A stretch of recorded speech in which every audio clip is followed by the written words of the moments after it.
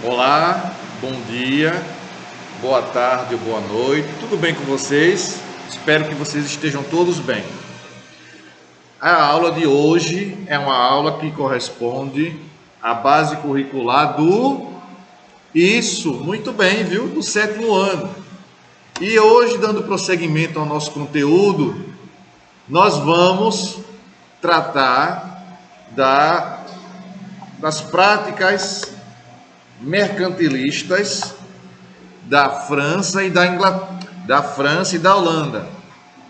Eu já mencionei na aula anterior que a Holanda foi uma nação que era dependente, era colônia da Espanha, se aproveitou do fato da Espanha, que era a sua metrópole, está vivenciando um período chamado de União Ibérica. Lembrando, não é? O trono português fica vago, o rei espanhol Filipe II se aproveita dessa situação, não é? E também aproveitando do fato de ser um primo distante de Dom Sebastião, que era o rei português, o trono português ficou vago e o rei espanhol toma posse do trono português. O rei espanhol, Filipe II, ocupa dois tronos. O trono espanhol, logicamente, e agora o trono português, não é? Com isso, a Holanda, ela se aproveita da situação e realiza a sua emancipação, ou seja, a Holanda realiza a sua independência. E começa ali a junção do governo holandês com os burgueses holandeses, a classe burguesa mercantil holandesa. Essa união se dará e fará com que surja as chamadas Companhia das Índias. A Companhia das Índias Ocidentais e a Companhia das Índias Orientais. Não é verdade? Isso.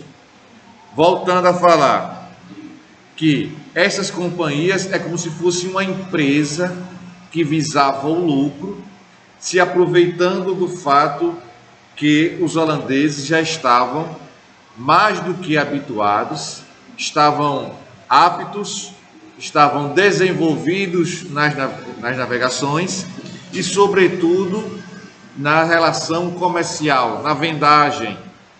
Tinha ali um porto muito moderno para aquela época, que fazia a distribuição do açúcar e de outros produtos pela Europa.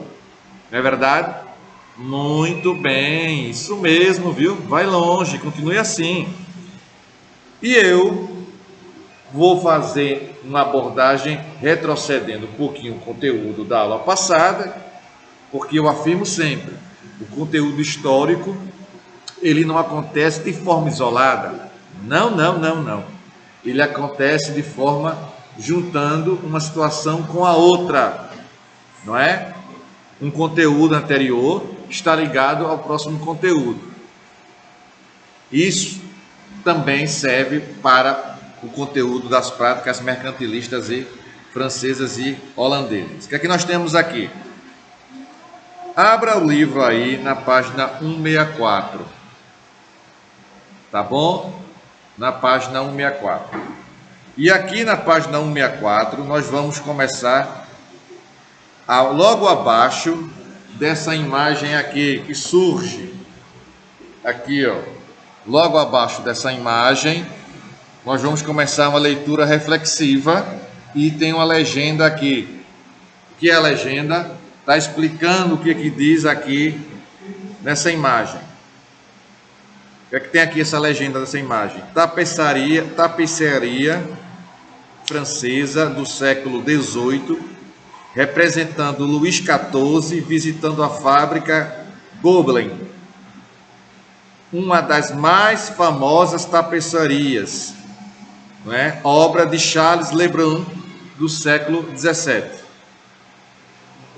Vamos conhecer agora os fatores que vão facilitar o desenvolvimento holandês nessa prática mercantilista, não é? De desenvolvimento, de buscar novos mercados e manter relação com outros países. Já os holandeses, o livro aí, muito bem, vai lá buscar o livro, vai, vou esperar você buscar. Pegue o livro aí, na sua casa aí, no armário, está lá guardadinho ele, vamos usá-lo agora.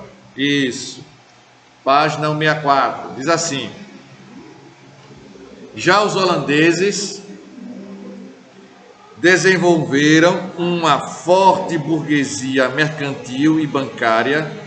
Em outras palavras, o comércio holandês era controlado diretamente pela burguesia, pela classe burguesa, e tinha como base 3 fatores. Vamos ver esses 3 fatores aqui, essa base, que vai fazer com que os holandeses se desenvolvam um plano mercantil, na questão mercantil e na questão de manter relação com outros países. A Companhia das Índias Orientais, criada para funcionar como se fosse uma empresa, definia as relações comerciais estabelecidas, principalmente com as Índias e com as diversas colônias holandesas.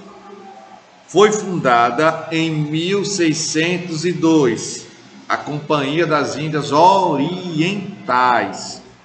Por que o senhor está salientando, professor, orientais? Porque vai surgir a Companhia das Índias Ocidentais um pouco depois, por volta de 1618, 1620. O Banco de Amsterdã, vamos observar aqui, é um outro fator importante para o desenvolvimento da classe burguesa holandesa. Banco de Amsterdã, responsável pela criação de moedas nas relações comerciais através de empréstimo a juros altos. Geralmente esses recursos eram usados para a compra de mercadorias e embarcações para transportá-las. Tá bom? O outro fator é o chamado colonialismo. Os holandeses exploravam os bens naturais das colônias e comercializavam com outras nações europeias. Dessa forma, surgiu o chamado Pacto Colonial, que consistia, atenção aí, em um conjunto de leis e normas que tinha por objetivo fazer com que as colônias só comercializassem produtos com suas metrópoles. Era um pacto, ou seja, a colônia só poderia manter relação comercial com sua metrópole. Dê outro exemplo aí, professor. O Brasil, colônia de Portugal. Então, o Brasil só poderia manter relação comercial com os portugueses. E era uma relação em que o Brasil enviava quase que todas as suas riquezas para Portugal. Não é? Quase todas as suas riquezas. Deu para entender? Pronto. Para concluir aqui, concluindo, a economia das colônias, portanto, complementava a economia das metrópoles. Primeira questão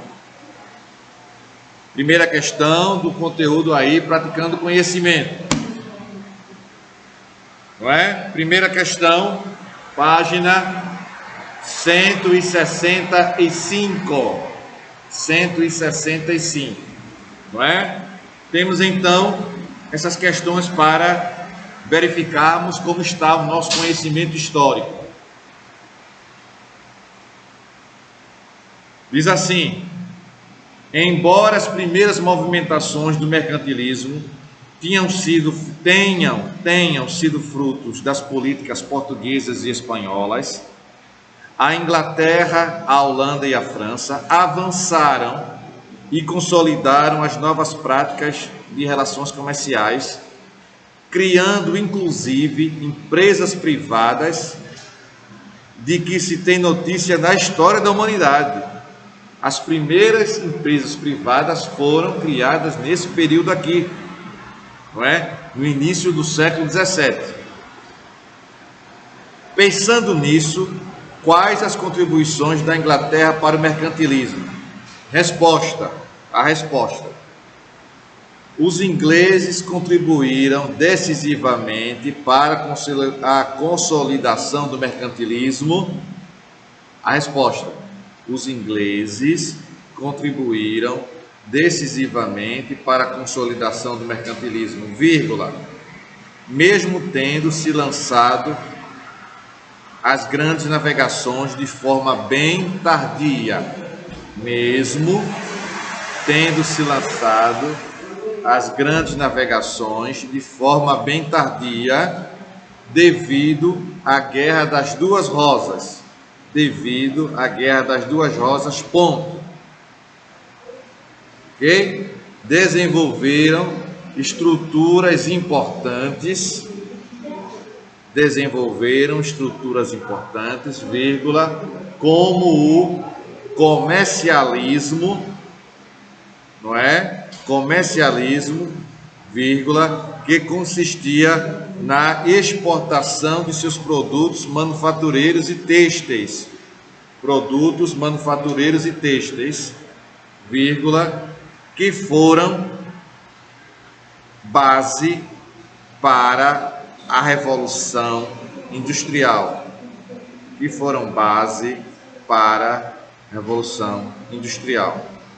não é? Ponto. Outro exemplo de empresa privada nós temos. Vírgula, a Companhia Britânica das Índias Orientais. A Companhia Britânica, anota aí, das Índias Ocidentais, vírgula, que teve por objetivo facilitar, dinamizar e consolidar o comércio inglês. Teve por objetivo facilitar, dinamizar e consolidar o comércio inglês. Ponto. A partir disso, criaram-se diversos entrepostos comerciais, com destaque para os construídos na Índia e na Indonésia. Tá bom? Pronto. Vamos agora para o segundo quesito da página 165.